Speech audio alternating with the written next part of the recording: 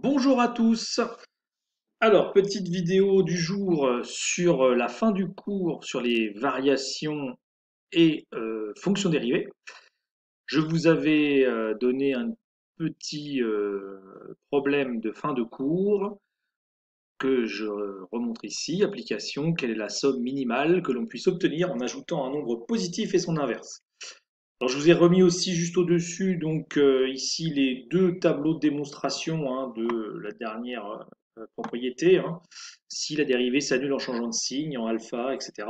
Donc effectivement, on le voit ici, hein, si ça passe de moins à plus, on a un minimum, et de plus à moins, on a un maximum. Bien sûr, local ici, hein, donc j'ai fait un tableau de signes sur un ouvert autour de alpha, où il y a un changement de signe. Voilà, de la dérivée, bien sûr. Alors, je reviens donc ici à mon petit problème. Alors, problème très simple, vous allez voir, il n'y a pas beaucoup. J'espère d'ailleurs que vous avez réussi à trouver quelque chose. Alors bien évidemment, il faut ce qu'on appelle ici poser le problème, c'est-à-dire ici utiliser bien évidemment l'algèbre et l'analyse, hein, en posant ici des inconnues euh, judicieuses. Donc là ici, bah, un nombre, hein, x et son inverse, bah, ce sera donc 1 sur x. Donc très simple, hein, on veut ici poser le problème, donc x et son inverse, et on veut ici savoir, hein, quand est-ce que cette somme S de x, hein, je l'ai appelée S de x, ce sera notre fonction étudiée, donc qui vaut x plus 1 sur x, quand est-ce que cette somme est ici minimale. Donc, on cherche à rendre minimale la somme, donc la fonction, hein, S de x égale x plus 1 sur x sur, et bien sur 0 plus l'infini ici. Alors, le début ici de notre étude va porter donc sur les variations, puisqu'on recherche un minimum, hein.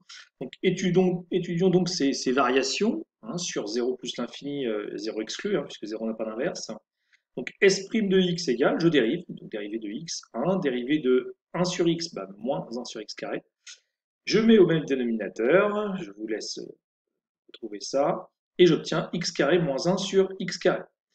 Donc j'obtiens un quotient, et je vais devoir étudier son signe, puisque le signe de la dérivée me donne les variations de la fonction. Alors, clairement, le dénominateur, x carré, est positif.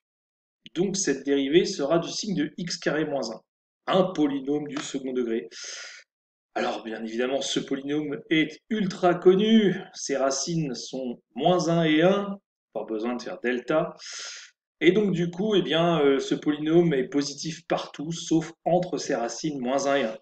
Donc très simplement, on obtient le tableau de signes suivant de la dérivée. Donc nous sommes sur 0 plus l'infini exclu, bien sûr. Voici le signe de f'. Donc ici, moins plus,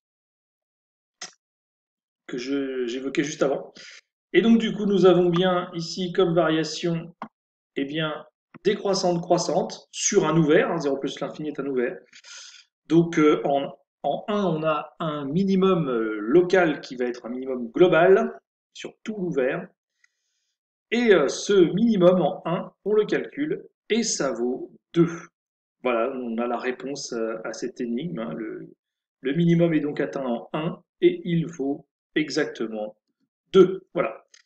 C'est tout, c'était vraiment assez simple et je vous donne rendez-vous pour une prochaine vidéo sur des exercices ici, sur la dérivation, des exercices un petit peu plus techniques que vous pouvez d'ailleurs regarder car j'en ai déjà posté pour justement l'autre classe de première. Je vous invite à aller y jeter un coup d'œil lorsque vous avez bien évidemment fait les exercices avant. Sinon, cela est totalement inutile et je dirais même plutôt ça gâche les exercices, puisque après vous ne pouvez plus vous replonger dedans, vous avez déjà la réponse plus ou moins en tête. Voilà, eh bien bonne journée à tous et à bientôt.